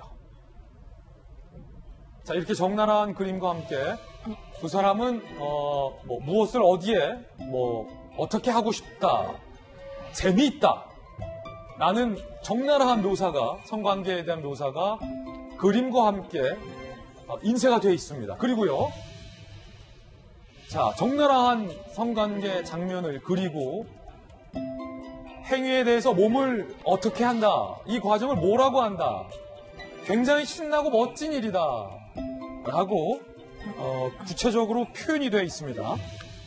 자, 이를 두고 이수정 교수님, 네. 성관계가 당연히 나쁜 건 아니고 사랑하는 사람들끼리 또 부부끼리 네. 정말로 중요한 일이기도 한데 초등학교 아이에게 너무 적나라한 표현과 적나라한 그림과 함께 이 재밌다, 멋지다, 권장하는 듯한 논란이 일고 있어요. 글쎄요. 이 책이 권장하는 건 아닙니다. 예. 정확히 얘기하자면 뭔가 좀 이 일부 이제 내용이 이 책이 언제 나온 책이냐면 50년 전에 유럽의 어느 국가에서 나온 책이에요. 그래요. 그러다 보니까 그 시절에는 사실은 성교육을 할 때 쓸 수 있는 멀티미디어 자료 같은 건 애당초에 없었기 때문에 사실은 그림으로 이렇게 표현할 수밖에 없는 시대적인 특이성 이런 것들 고려하셔야 되고요. 그렇기 때문에 이제 사랑하는 관계에서 얼마든지 성적인 접촉이라는 게 가능하다 이런 내용을 전달하려고 지금 사파를 집어넣는데 이 사파와 사파 밑에 있는 설명이 지금 이 시대에는 좀 이해가 안 되는 부분이 있다. 더군다나 이 이제 책자가 초등학생들에게 제공되는 책자로 이제 연령대를 맞추다 보니까 아직은 초등학생들은 이 비판 능력이 충분히 발달을 하지 못했잖아요. 그러다 보니까 어린 아이들 눈에는 재밌다, 신기한 일이다 이렇게 해서 뭔가 오해를 유발할 수 있지 않겠느냐 하시는 염려이신 걸로 보입니다. 네. 그런데 더욱더 논란은 이 책을 정부가 배포했다는 겁니다. 정부는 어떤 의도로 배포했는지 정부 입장도 한번 살펴보시죠. 나다움 어린이책 사업, 여가부 사업이었군요. 성별의 고정관념의 편견을 벗어나서 나다움을 찾도록 하자는 취지였다라는 거예요. 성인지 감수성 등을 다룬 책들이고 초등교사 아동작가가 선정했고 일부 초등학교에 배포가 됐다는 건데, 그러니까 교수님, 여가부가 아이들의 고정관념과 편견을 없애기 위해서 추진했던, 배포했던 책자라는 겁니까? 네, 그렇습니다. 그런데 지금 이 책자에는 좋은 내용도 많이 있습니다. 뭐 젠더에 대한 어떤 여러 가지 인식의 변화, 좀 더 인권 친화적인 성인지 감수성에 대한 내용 이런 것들이 많이 포함되어 있거든요. 그렇기 때문에 이제 나다움 어린이 책 사업으로 여가부에서 외주를 줘가지고 이 책을 개발했던 것으로 보입니다. 그런데 2015년도에 교육부의 이제 성교육 지침에 따라서 초등학교에 이제 추천이 된 것이고요. 그런데 문제는 2015년도 한반도 교육 지침에는 지금 빠른 속도로 이제 발생한 N번방 사건 같은 것은 존재치를 않았던 거죠. 그러다 보니까 지금 이제 다시 한번 성교육이 너무 필요하다, 초등학생들에게. 왜냐하면 지금 이 디지털 성범죄 같은 경우에 가해자의 연령이나 피해자의 연령이 너무 어린 애들이 많잖아요. 그러다 보니까 이 성교육의 이제 중요성이 부각되면서 지금 다시금 이런 책자들에 대해서 추천을 했는데, 문제는 책자의 내용이 과거에 이제 어떤 번역본이고, 그리고는 2015년도에 이미 이제 지금 디지털 성범죄의 환경과는 다른 5년이나 그 전에 있던 이런 때 이제 개발된 뭐 지침에 따라 가지고 제공되는 거라, 그것이 지금 문제이다. 지금 이 시점에 적합하냐. 이것이 이제 부각되고 있는 것입니다. 예. 자, 지금 이 책자의 그림과 표현들이 계속해서 논란이 되고 있는데, 두 번째 논란은 바로 이겁니다. 너무 노골적이다. 아니다. 상 받은 책이다. 국회에서도 이 부분과 관련된 공방이 이렇습니다. 유은혜 교육부 장관에게 국회의원이 따진 겁니다. 들어보시죠. 성교육 서적이라고도 볼 수는 있지만 이 초등학생 애들에게 조기 성애와 우려까지 있는 그런 내용들이 너무 좀 노골적으로 자체를 뭐 재밌는 일이야, 신나고 멋지는 일이야, 하고 싶어지거든, 뭐 이런 식으로 표현하고 그림을 좀 보기가 상당히 민망할 정도로 좀 적나라하게 되어 있고, 장관님 이런 책들이 학교에 보급되는 것에 대해서 어떻게 생각하십니까? 그것은 학생들이 볼 수 있도록 비치가 되어 있는 것이 아니고 교사나 사서가 별도 관리하도록 되어 있다고 합니다. 근데 자, 논란이 되니까 교육부 장관도 이렇게 해명을 했습니다. 초등학생들이 직접 볼 수 있게 비치한 게 아니고 사서나 교사가 별도로 관리한다. 책에 문제가 없다면 사서나 교사가 별도로 관리해서 초등학생들이 직접 못 보게 한다. 좀 앞뒤가 안 맞는 거 아닙니까? 네, 글쎄 그렇게도 해석할 수 있겠지만, 예. 일단 기본적으로는 이것은 성교육을 하기 위한 일종의 머티리얼로 결국에는 사용되는 뭐 일종의 매뉴얼처럼 생각하시면 될 것 같고요. 그러다 보니까 아이들이 그냥 비판 능력이 아직 충분히 다 발달하지 않은 아이들이 도서관에서 그냥 마구 끄집어내서 보는 것은 적절하지 않다. 이런 이제 일종의 지침에 대한 이야기인 것으로 보이는데, 문제는 그럼에도 불구하고 이 사파들은 50년 전에 작성된 사파들이라는 거예요. 지금은 이제 남녀가 만나서 임신을 하고 출산을 하는 데 대한 아주 과학적인 멀티미디어도 굉장히 자료가 많고, 실물과 연관된 것들도 아주 좋은 교육 내용들이 이미 많이 개발돼 있기 때문에 네. 이렇게 올드 패션드한 아주 뭐 옛날 이 책자를 가지고 성교육을 하는 이 교육의 지침이 오늘날 이 시점에 옳은가, 이게 이제 문제로 보입니다. 지금 그림이 야하다거나 이게 문제인 것으로는 제가 볼 때는 아닌 게 아닌가. 이 선정주의의 이슈는 사실은 지금 이제 아무래도 정치권에서 논란을 하다 보니까 이게 부각이 된 것이지, 사실은 지금 성교육은 진짜 중요하고요. 성교육을 할 때 이 재료가 아주 현대적이고 아주 과학적이고 이런 내용을 전달해야 되는 건 너무나 맞는 얘기죠. 예, 세 번째 논란이 또 있습니다. 바로 이 책이 동성애를 미화하고 동성애를 조장한다라는 지적인데요. 함께 보시죠. 자, 내용 중에 아주 비슷한 사람들끼리 사랑할 수 있어. 예를 들면 남자끼리 그리고 여자끼리라고 이렇게 동성애와 관련된 부분도 등장을 합니다. 남자 둘이나 여자 둘이. 자, 우리나라에서는요, 이 동성혼과 관련돼서 논란이 여전합니다. 그런데 아이들에게 동성애를 인정 혹은 뭔가를 좀 미화 혹은 조장하는 듯한 것 아니냐라는 논란도 학부모들 사이에서 좀 민감하게 있는 것 같아요, 교수님. 네, 뭐 논란이 충분히 있을 수는 있을 것 같은데, 저는 개인적으로 지금 이 이제 성 정체감에 대해서 아이들이 일찍부터 본인의 스스로의 정체감을 깨닫는 것은 매우 중요하다고 생각되고요. 그렇기 때문에 지금 이런 다양한 젠더에 대한 소개 챕터는 사실은 꼭 있어야 된다. 그러나 지금 이제 일부 사파들 같은 경우에는 마치 무엇인가 어떤 가치관에 영향을 주는 듯한 이런 코멘트들이 있다는 부분은, 그것은 충분히 지적사항으로 뭐 합리적이라고 보이고요. 그런 지적사항을 반영한 새로운 좀 더 현대 감각에 맞는 젠더 이슈가 뭐 양성평등적인, 그리고는 이제 다양한 젠더에 대한 설명이 있는 이런 책자는 꼭 필요하다. 개발을 앞으로 할 필요가 있다. 이런 생각이 듭니다. 예, 결국 여가부는 논란의 도서 7종을 전량 회수하기로 결정을 한 상황입니다.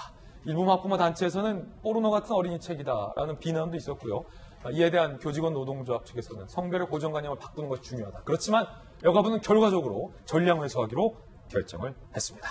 자, 지금까지 이수영 교수님 모시고 사건 풀어봤습니다. 이 교수님 감사합니다. 아침과 새벽에는 비가 꽤 많이 내렸습니다. 그런데 지금은 날씨가 흐린데요. 날씨가 어떤지 기상캐스터 연결해서 알아보겠습니다. 남혜정 캐스터, 오늘 소나기 소식도 있다면서요? 네, 오늘도 잔뜩 찌푸린 하늘입니다. 아침부터 하늘에는 먹구름이 가득 끼어 있는데요. 지금 서울의 습도는 90%로 오늘 이렇게 전국적으로 종일 꿉꿉할 텐데 서울 등 많은 내륙에는 소나기 소식까지 있어서 우산은 잊지 말고 챙기셔야겠습니다. 오늘 남해안과 제주에는 많게는 150mm의 비가 오겠습니다. 오후에는 대기가 불안정해지면서 전국 내륙에 20에서 60mm의 소나기가 지나겠고요. 한낮에는 서울이 30도, 강릉과 대전이 34도, 대구 33도까지 올라 더위 불쾌감도 높겠습니다.